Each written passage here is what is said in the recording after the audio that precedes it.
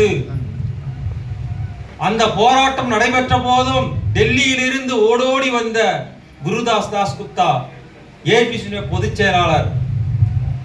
அது மட்டுமல்ல, அந்த போராட்டத்தை தமிழ்நாட்டில் மட்டும் பாதுகாக்கவில்லை. அவர் பாராளுமன்றத்திலே நம்முடைய இந்த போராட்டம் டிஸ்மிஸ் செய்யப்பட்ட விஷயங்களை எல்லாம் ஆணித்தரமாக எடுத்து பேசிய தோழர் ஏடிசியுடைய பொதுச் செயலாளர், மதிப்பிற்குரிய மறைந்த தலைவர் குருதாஸ் தாஸ்குப்தா அவர்கள்.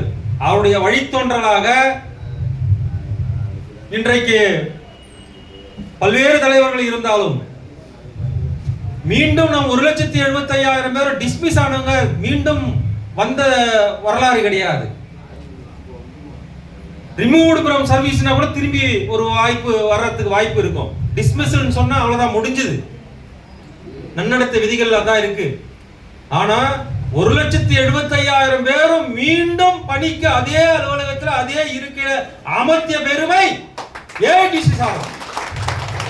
அந்த தலைவர்கள் வந்து அரசு பணியாளர் சங்கத்துடைய மாநில பிரதித்துவ பேரவையில வாழ்த்தி அமர்ந்திருப்பது என்பது நமக்கு பெருமையான விஷயம். அந்த அடிவில் அவருடைய வாழ்த்துதல் என்பது நமக்கு இன்று வரைக்கும் கிடைத்துக் கொண்டிருக்கிறது, என்றும் கிடைக்கும் என்ற அடிப்படையில் அவருடைய கௌரவிப்பது அரசு பணியாளர் சங்கத்தினுடைய பெருமையும் தருணம் என்ற அடிப்படையில் நம்முடைய மாநில தலைவர் அவர்கள் சிறப்பு பரிசினை, நம்முடைய ஏடிசி நினைவு பரிசினை ஏடிசியுடைய மாநில தலைவர் அவர்களுக்கு வழங்குகிறார்.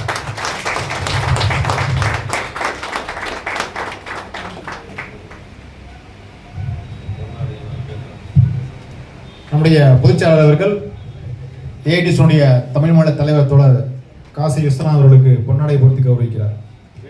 ஒரு வாய்ப்பு கொடுப்பார்.